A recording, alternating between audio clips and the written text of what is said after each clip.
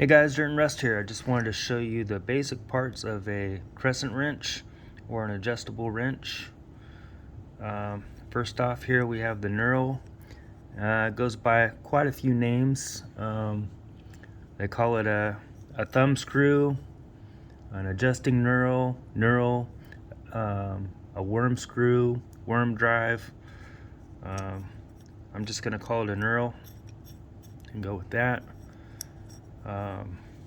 You have the fixed jaw right here that's attached to the handle or shank, and then you have the hanging hole here, and this one doubles as a box end wrench on the end here. In here you have a pin, and I'll show you that in a little bit. There's a pin which you can remove here that has a spring on the end of it, and it applies tension to the knurl. And you can remove that, and then you have your removable jaw right here, or adjustable jaw. So if you take the pin out,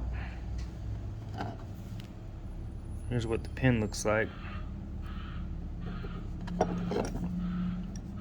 Normally the pin's right in there.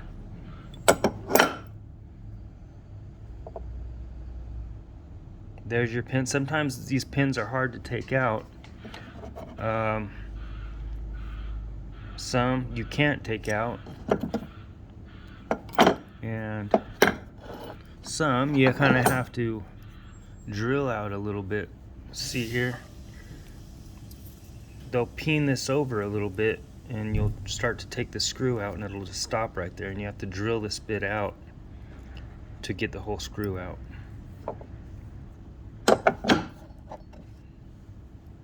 This little part here, this is called the tooth rack, and this is the face of your adjustable jaw.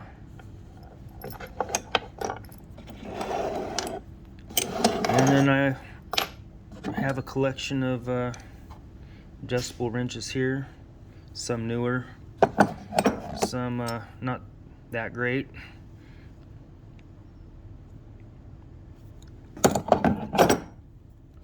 And I got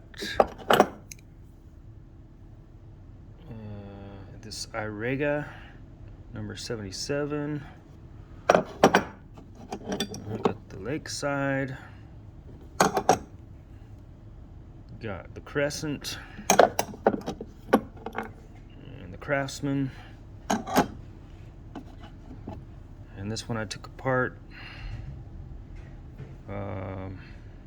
is a Dunlap, and this one here is a Crescent movable jaw, and this, I believe this part here is just called the removable jaw slot. And I think that's about all I got on these. So thanks for watching. Bye.